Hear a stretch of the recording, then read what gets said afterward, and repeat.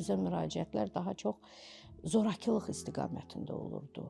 Söhbət burada fiziki, cinsi, psixoloji, hətta iqtisadi asıllıq baxımından iqtisadi zorakılıq halları olduğu üçün biz bütün müraciətləri istiqamətləndirirdik aidiyyatı qurumlara.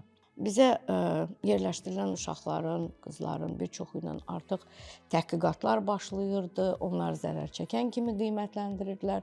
Çox ağır situasiyalarda olan uşaqlarla reabilitasiya işini başlayırdıq. Olduqca ağır bir sahədir. Kənardan belə həssas deyirik, inklüziv deyirik. Bu söz olaraq qalmalı deyil. Biri var ki, sağlam ailədə böyümüş, sağlam fikirlərə malik olan uşaqla çalışırsan, işləyirsən. O zaten öz potensialını bilir.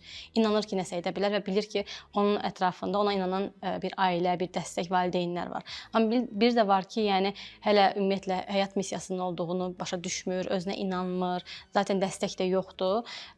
Onlarla işləmək daha çətindir. Bu çətinliyi də niyə görə deyirəm? Çünki dildə demək rahatdır, amma biz də bu sizdə olan prosesin kiçik bir hissəsi olaraq bunu müşahidə eləmişik ki, yəni bu var və həqiqətən də onlarla işləmək bizim özümüzü belə təəccübləndirmişdi ki, məsələn, çox potensialı olan biri niyə görə yarıda məsələn dayandırsın ki? Bura artıq o düşən uşaqların demək olar ki, %60-ı telefonlardan asılı uşaqlar idi, oyunlardan asılı uşaqlar idi.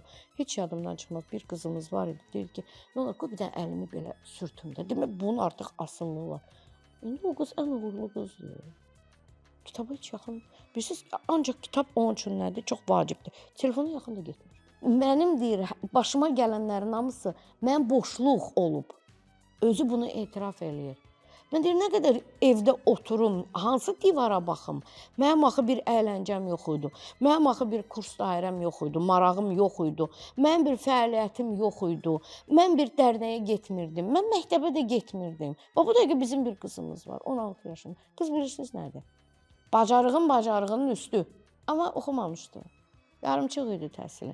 Biz Təhsil Nazirliyi ilə danışdıq. Ekstrin imtahan verib 9 illik attestat üçün indi müraciət eləyəcək. Mən hərdən o qıza baxıram, deyirəm ki, ilahi, bu uşağın orta təhsili olsaydı, görün nə olardı? Daha ondan da yüksək təhsili olsaydı, peşə təhsili olsaydı, bu uşaq nələr əldə edərdi?